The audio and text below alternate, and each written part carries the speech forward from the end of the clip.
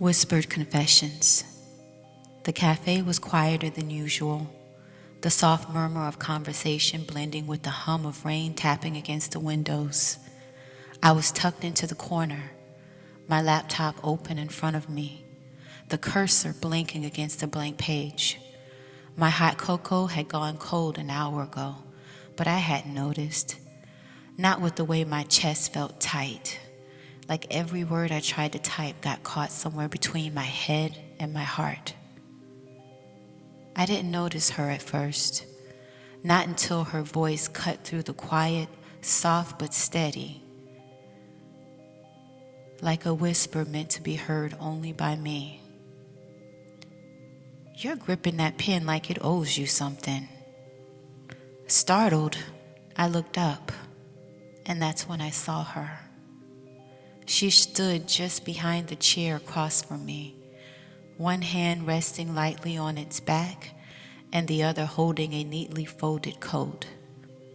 Her presence was magnetic, confident, assured, with sharp eyes framed by delicate glasses that seemed to miss nothing. Her dark hair was pinned back in a way that looked effortless but intentional. Her lips curled into the faintest hint of a smile. "I'm sorry," I managed, my voice coming out quieter than I intended. She gestured toward the notebook beside my laptop, where I'd been absent-mindedly twisting the pen in my hand. "You're tense.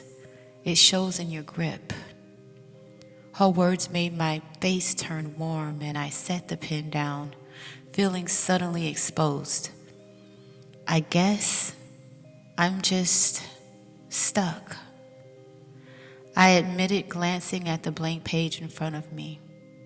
She tilted her head slightly, studying me for a moment before sliding into the chair across from me without asking. The faint scent of something clean and floral, maybe jasmine, lingered as she settled into the seat. "Writer's block?" she asked, her tone casual but curious. I nodded, suddenly feeling self-conscious under her gaze. "Something like that." She leaned forward slightly, resting her elbows on the table. Her hands clasped together. There was something about the way she moved, calm, deliberate, like she had all the time in the world. Her voice lowered as she spoke, each word slow and measured, as though she were speaking directly to my soul. "Do you mind if she asked, gesturing toward my notebook. I hesitated for a moment, my fingers tightening on the edge of the table, but then I nodded, sliding it across to her. She opened it carefully, her touch deliberate, her fingers brushing against the edges of the pages as she scanned my messy notes and half-finished sentences. "You've got something here," she said finally, her voice thoughtful, like she was turning the words over in her mind. "But you're holding back." "Holding back?" I asked, in confusion. She looked up then, her gaze meeting mine, and I felt the air between us shift. Her eyes were sharp, knowing, like she could see through every defense I'd built around myself. "You're trying too hard to make it perfect," she said simply. "You're editing yourself before you've even let the words breathe. Why?" Her question hit me like a punch to the chest, and I felt my throat tighten. I looked down, the pen trembling slightly between my fingers. "I don't know," I said softly, the words feeling inadequate even as I spoke them. She tilted her head, her lips curving into a faint smile. "You do know," she said quietly. "You're just afraid to say it out loud." Her words hung in the air, heavy with meaning, and I felt tears prick at the edges of my eyes. How could she see that? How could she see me so clearly? It's okay, she added, her voice softening. We all are, in some way. But if you want to write, really write, you have to let someone see you. Otherwise, what's the point? Her words settled over me, wrapping around my chest and squeezing until I could barely breathe. She closed the notebook then, sliding it back across the table, her fingers brushing mine as she did. The touch was brief, but it sent something through me, something undeniable. Try again, she said, her voice low but encouraging. And this time, don't think so much, just write. She stood then, her coat draped neatly over her arm.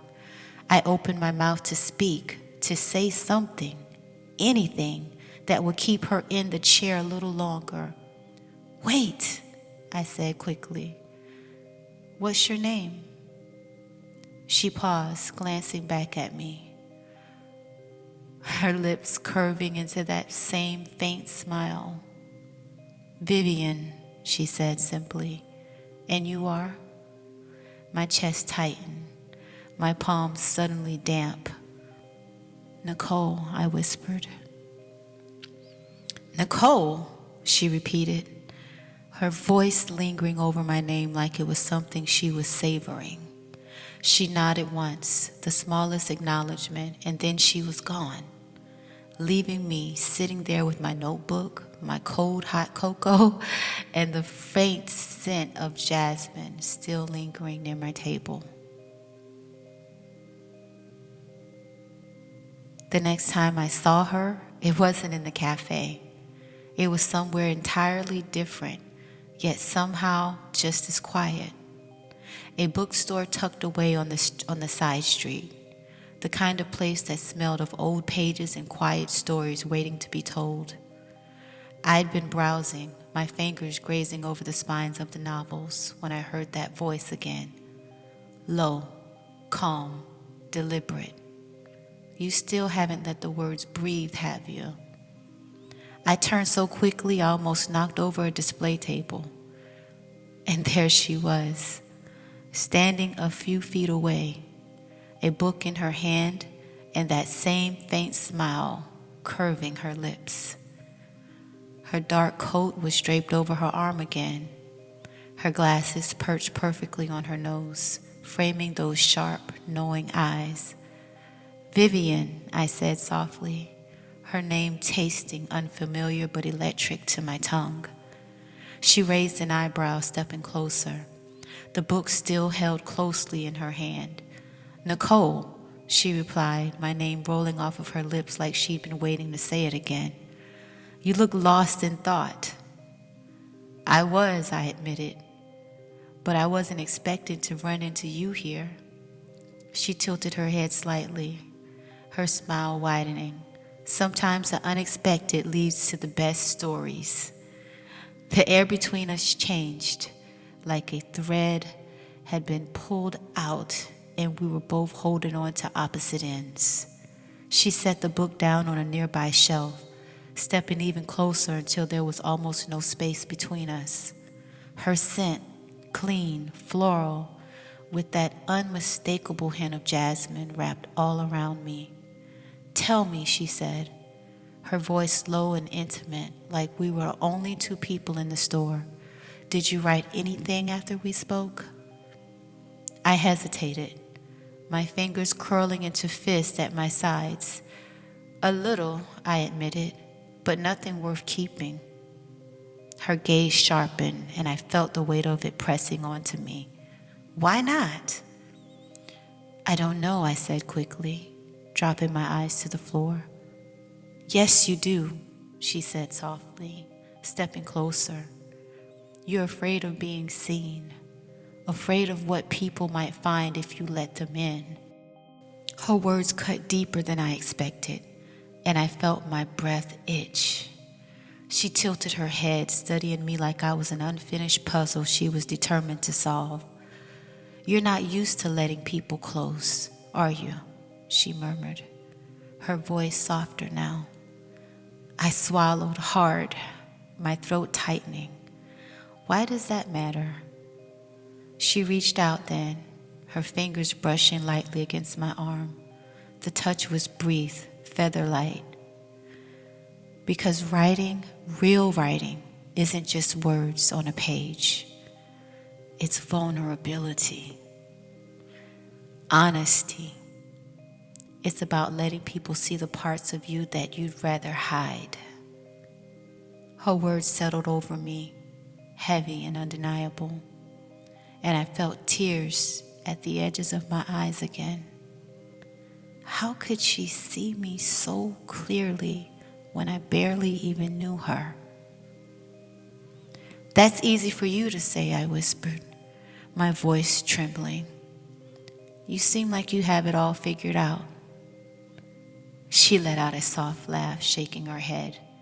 Do I? She asked, her tone laced with something I couldn't quite name. What makes you think that? Because you're so... I hesitated, searching for the right word. Confident? In control? Her smile faltered slightly, and for the first time I saw something else in her eyes. Something softer, more vulnerable. Control is an illusion, she said quietly. I just wear it better than most. Her admission hung in the air between us, and for a moment I didn't know what to say. But then she stepped back, her hand falling to her side, and the moment passed. You're braver than you think, Nicole, she said softly, her voice steady again. And when you're ready, I'll be here. She turned to leave, but this time I didn't let her go so easily. Wait, I said quickly, my voice shaking. Why do you care so much? She paused, glancing back at me, her expression unreadable. For a long moment, she didn't speak, and I felt my chest tighten with the weight of the silence. Because I see myself in you, she said finally, her voice low and steady. And I know how it feels to be afraid of letting the world in. Her words struck me like a wave, and before I could respond, she was gone again, leaving me standing there in a quiet bookstore with the faint scent of jasmine lingering in the air. The next time we met, it was at her suggestion. She'd handed me her card at the bookstore that day, plain, understated, with just her name, a number, and an address. She hadn't asked if I'd call. She hadn't asked for anything. She just placed it into my hand with a faint, knowing smile and said, when you're ready. And now, here I was. The building was sleek, modern, and quieter than I expected. The sounds of my boots echoed softly against the marble floors as I made my way up to the 3rd floor. Her address clutched tightly in my hand. My palms were damp, my chest tight with nervous anticipation. I knocked twice on the heavy wooden door. The sound reverberated down the empty hallway. A moment later, it opened to reveal her, Vivian, calm and poised as always. She wasn't wearing her glasses this time, and her dark hair fell loosely over her shoulders, softening her sharp features. Nicole, she said, her lips curving into a small smile. You came. I wasn't sure if I should, I admitted, my voice barely above a whisper. Her gaze softened, but there was still something commanding in the way she looked at me. You're here, she said simply, stepping aside to let me in. That's all that matters. Her apartment was just like her, sleek, minimal, and impossibly intimidating. The furniture was all clean lines and muted tones, with floor-to-ceiling windows that let in the late afternoon light.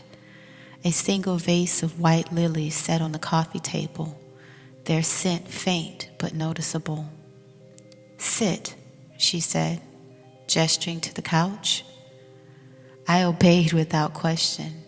My hands clasped tightly in my lap. She disappeared into the kitchen for a moment, returning with 2 cups of tea, which she placed onto the table in front of us before sitting down beside me. Her proximity made my pulse quicken, but I didn't dare move. "You brought your notebook?" she asked, her voice low and smooth, her expression unreadable as she opened it. The silence stretched between us as she read, her eyes scanning the page with the sharp, same focus that I'd seen that first day in the cafe. I shifted nervously in my seat, unsure of what she was thinking. Finally, she closed the notebook and set it down on the table, her fingers lingering on the cover. "It's better," she said softly, her gaze meeting mine, "but you're still holding back." My chest tightened as I looked down, my hands twisting in my lap.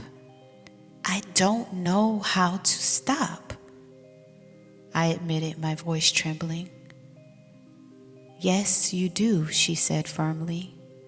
I glanced up at her, startled by the intensity in her voice. "You're afraid of making a mistake," she continued, her tone softening, "of getting it wrong. But writing isn't about perfection, Nicole. It's about honesty. It's about being vulnerable." Her words wrapped around me, pulling at the parts of me I'd been trying to hide for so long. "I don't know if I can do that," I whispered. She leaned closer then, her gaze steady and unrelenting. "You can," she said simply, "and you will, but only if you trust me." My breath caught in my throat at the weight of her words. "Do you trust me?" she asked, her voice low but commanding. My voice faltered and I swallowed hard. Yes." Her lips curled into the faintest smile and she reached out, her hand brushing lightly against mine.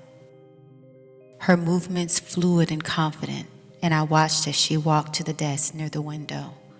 She picked up a sleek black notebook and pen, then returned to the couch, placing them in my lap. "Right," she said simply. I blinked, my hands trembling slightly as I opened the notebook to the first blank page. I don't know what to write," I admitted, my voice barely audible. "Don't think," she said softly, sitting down beside me again. "Just let the words come." I hesitated for a moment before lowering the pen to the page. The first few words felt awkward, stilted, but her presence beside me, calm, steady, and commanding, grounded me in a way I hadn't expected. "That's it," she murmured, her voice low and soothing. "Don't stop, just keep going." I wrote for what felt like hours, the sound of the pen scratching against the paper, the only thing breaking the silence. She didn't speak again, but I could feel her watching me, her gaze steady and unrelenting. When I finally stopped, my hand cramping slightly, I looked up at her, my chest tight with nervous anticipation. She took the notebook from me without a word, her eyes scanning the pages. "Better," she said softly, her gaze meeting mine. "Much better." Her approval sent a wave of relief and something warmer through me, and I felt my lips curl into a small, tentative smile. She leaned closer then, her hand brushing against my cheek as she tucked a stray strand of hair behind my ear. "See what happens when you let go?" she murmured, her voice so soft it felt like a secret meant only for me. Her lips curving into a faint, knowing smile. Her words sent a shiver up and down my spine, and I felt my cheeks flush, but I didn't look away. "Now," she said, standing again and picking up the notebook, "let's see what else you're capable of." The next session wasn't at her apartment. This time, it was a private room at the library. A small, dimly lit space tucked away in a far corner on the second floor. She'd chosen that spot, of course, texted me a time and location with no explanation, just a brief, simple command: "Be there and bring your work." When I arrived, she was already seated at the long wooden table, a small stack of books and a sleek laptop in front of her. Her glasses were perched on her nose again, and her hair was pulled back into a loose twist, a single strand falling over her cheek. She didn't look up as I walked in, her attention focused entirely on whatever was on her screen. But I know she'd heard me. The slight tilt of her head, the subtle curve of her lips told me that. "You're late," she said softly, her voice calm but firm. I froze, clutching my notebook tightly to my chest. "Only by 1 minute," I stammered, feeling the heat rise to my face. Her eyes flickered up to meet mine, sharp and unyielding. "You'll be on time the next time," she said simply, and there was no mistaking the authority in her tone. "Yes, Vivian." "Good," she said, leaning back in her chair and gesturing to the seat across from her. "Sit." I quickly obeyed, setting my notebook on the table as I took my seat. She watched me for a moment, her gaze lingering, and I felt the air between us shift. There was something unspoken in her expression, something that made my pulse quicken and my hands tremble. "Show me what you've done," she said, nodding toward the notebook. I slid it across the table, my stomach twisting with nerves. She took it without a word, opening it to its first page. The silence stretched as she read, her fingers brushing lightly against the edges of the paper, her expression totally unreadable. "Better," she said finally, her voice soft but deliberate. "Much better." The praise sent a wave of relief through me, and I felt my lips curve into a small smile. But then her eyes met mine, and the smile faltered. There was something in her gaze, something intense, almost challenging. "But you can do more," she said, her tone firmer now. "You're still holding back. Why?" The question made my chest tighten, and I shifted uncomfortably in my seat. "I'm trying," I said softly. "I really am." "I know you are," she said, leaning forward slightly, her elbows resting on the table. "But trying isn't enough. You have to give yourself permission to let go, to stop worrying about what's right or wrong and just feel." Her words hit me harder than I expected, and I felt tears at the edges of my eyes again. How did this woman always manage to see through me like this? "Do you trust me?" she asked suddenly, her voice softer now but no less commanding. I nodded quickly, my throat too tight to speak. "Good," she murmured, her lips curving into a faint smile. "Then I want you to do something for me." "What?" I asked, my voice trembling. "Close your eyes," she said simply.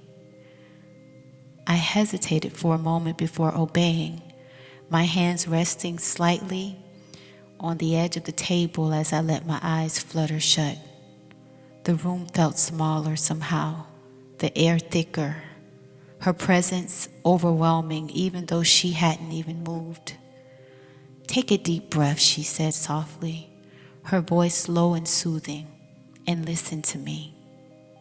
Her words wrapped around me like a warm blanket, and I felt my shoulders relax, the tension in my chest easing just enough to let the air flow in.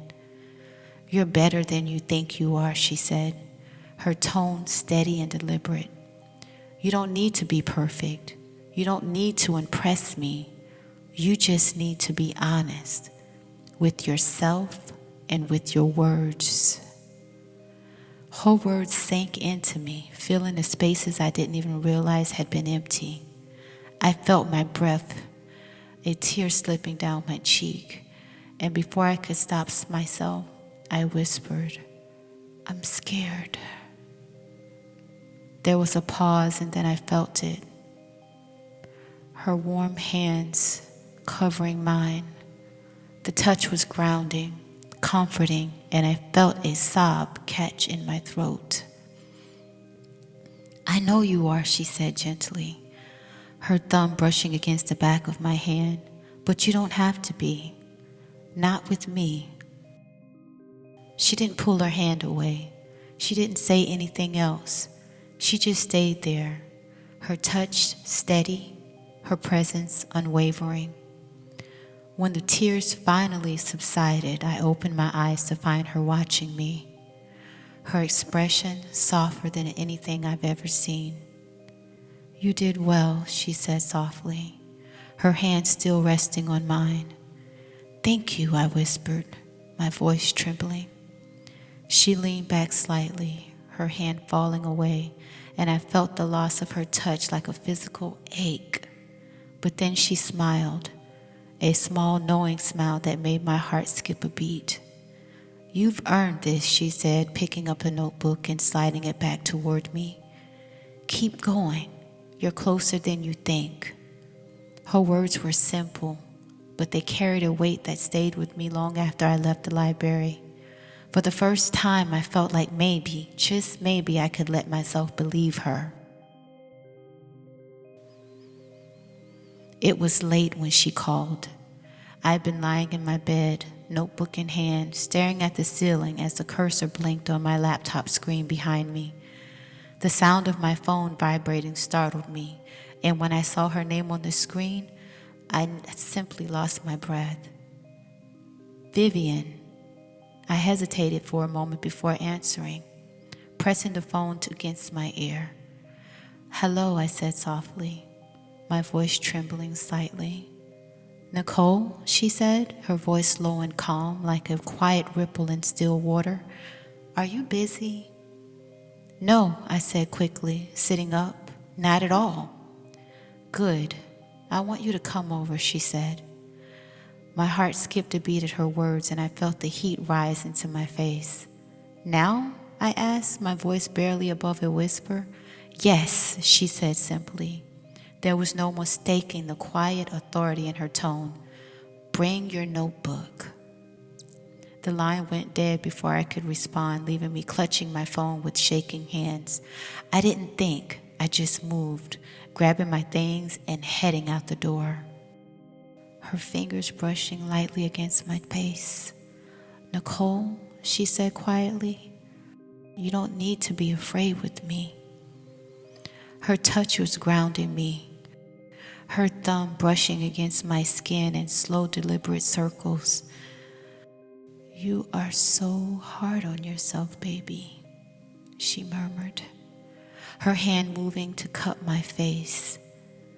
"You think you have to be perfect all the time, but perfection doesn't exist. It's a lie you tell yourself to avoid being vulnerable." Her words broke something inside of me, and I felt a sob catch in my throat. She pulled me close, wrapping her arms around me in a way that was both firm and gentle, holding me all together as I fell apart. When my tears finally subsided, she pulled back just enough to look at me. her hand still resting on my shoulders. Her gaze was soft but unrelenting, and I felt myself shaking under the weight of it. "You are stronger than you think," she said softly. "But you don't have to do this alone. I'm here, and I will always be here." Her words settled over me, and I felt something shift inside of me. A quiet surrender, a letting go of the fear I'd been holding on to for so long. "Thank you," I whispered. She smiled then, a small knowing smile that made my heart ache. "You don't need to thank me," she said softly. "Just trust me." "I do," I said quickly, with words tumbling out before I could stop them. Her smile widened slightly and she leaned closer, her forehead resting gently against mine. Her breath was warm against my skin. Her presence was steady and unwavering. "Good," she whispered, her voice low and intimate. "Now let me show you what you're capable of."